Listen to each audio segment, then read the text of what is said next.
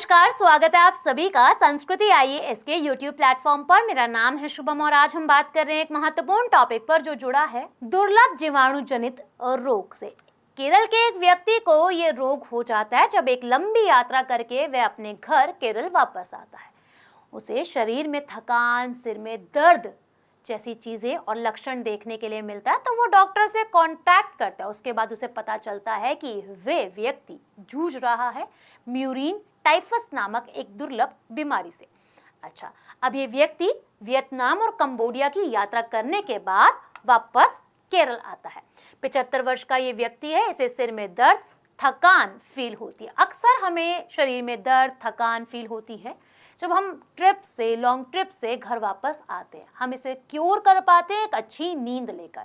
इसके बाद भी अगर वो सही नहीं होती तो हम डॉक्टर से जरूर कांटेक्ट करते हैं। अच्छा, डॉक्टर से कांटेक्ट करने के बाद पता चलता है इस व्यक्ति को कि इसका किडनी और इसका लिवर प्रॉपर तरीके से काम कर ही नहीं रहा है। डॉक्टर को संदेह होता है इसके इतिहास यानी कि इसकी यात्रा के इतिहास के बारे में डॉक्टर जानते हैं, तो पता चलता है कि ये मामला जुड़ा है म्यूरिन टाइफस रोग से। जांच के बाद इसकी पुष्टि भी कर ली जाती है और केरल में ये दुर्लभ बीमारी का भी पहला मामला है जो दर्ज किया गया है। अच्छा, इस बीमारी के बारे में थोड़ा सा समझ लेते हैं कि बीमारी कैसे फैलती है। तो यह एक संक्रामक रोग है जो पित्सु जनित बैक्टीरिया रिकेट्सिया टाइफी के कारण होता है। यानी कि मनुष्य से मनुष्य में तो नहीं होता, पर यह बैक्टीरिया से होता है। मुख्य रूप से जब मनुष्य को ये पित्सु काट ले या फिर मनुष्य इसके वेस्ट और मल के कांटेक्ट में आ जाए किसी भी रूप से, तब ये फैलता है मनुष्य के अंदर। इस बीमारी को अलग अलग नामों से भी जाना जाता है, जिसमें स्थानीय टाइफस, पित्सु जनित टाइफस या पित्सु जनित धब्बेदार बुखार के नाम से भी जाना जाता है। अच्छा, इसके मुख्य वाहक कौन है? चूहे और नेवले इस बीमारी के मुख्य वाहक है। अगर हमारे पास पालतू पशु हैं, बिल्लियां हैं, कुत्ते हैं, तो उनमें भी ये बैक्टीरिया देखने के लिए मिलता है। तो उसको अगर हो जाता है हमारे पालतू पशुओं को, तो उसको जल्द से जल्द क्योर करें, क्योंकि मनुष्य तक ये रोग भी फैल रहा है। तो अगर हम समझते हैं इसे पालतू पशुओं में, जैसे कि बिल्ली, कुत्ते यानी कि स्तनधारी पशुओं के अंदर भी देखने के लिए बैक्टीरिया मिल जाता है। और एक बार अगर पित्सु के संपर्क में आ जाता है व्यक्ति, तो ये जीवन भर बीमारी फैला सकता है। अब ये कैसे फैलता है?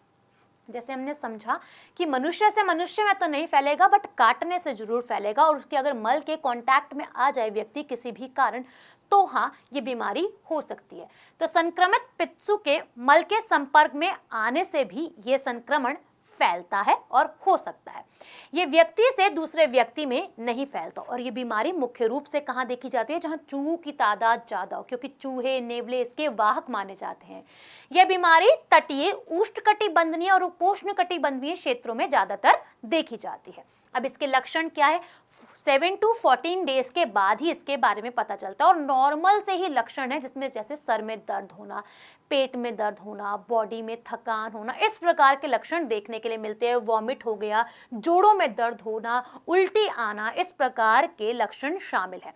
कुछ लोगों को शुरुआती लक्षणों के कुछ दिनों के बाद ही त्वचा पर चकत्ते हो जाते हैं, यानी कि स्किन पर ही चकत्ते हो जाते हैं। उनके ही लक्षणों में से यह एक है। अच्छा, इसका उपचार क्या है? तो इसका अभी तक कोई भी उपचार नहीं है, कोई भी टीका नहीं है इसके बारे में, यानी कि कोई भी वैक्सीनेशन नहीं बनी है। पर हम कह सकते हैं कि जो एंटीबायोटिक्स हैं ये इसका उपचार है। उपचार के लिए शुरुआती निदान बहुत जरूरी है और बहुत आवश्यक है। हमें पता तो चले हम किस बीमारी से जूझ रहे हैं, क्योंकि इसके लक्षण बिल्कुल नॉर्मल है। अगर हम बीमार होने वाले होते हैं तो हमें सिर में दर्द होता है, पेट में भी दर्द होता है, बॉडी में सिकनेस हमें फील होती है। तो समय पर उपचार ना मिलने पर बीमारी 1 या 2 सप्ताह में गंभीर भी हो सकती है। अच्छा, अब इससे किस प्रकार बचे? जो हमारा खाना है उसको हम ढक के रखें। अगर आसपास चूहे हैं, गिलहरियां हैं, तो उनसे बचाएं अपने खाने को और अपने खाने को सेफ रखें। तो जिन घरों में पालतू जानवर हैं उन्हें सुनिश्चित होना चाहिए और करना चाहिए कि उनके जानवरों में पित्सु ना हो पाए। अगर हो गया है तो उसका शीघ्र ही उपचार करें। चूहे, गिलहरी आदियों को घरों से और विशेष रूप से रसोई घर से दूर रखना चाहिए, क्योंकि ये क्या करेंगे? वहां पर बीमारियां फैलाएंगे, क्योंकि ये एक वाहक हैं। इसी के साथ हम उस खाने को खाएंगे और हमें बीमारी और रोग जो है वो होगा।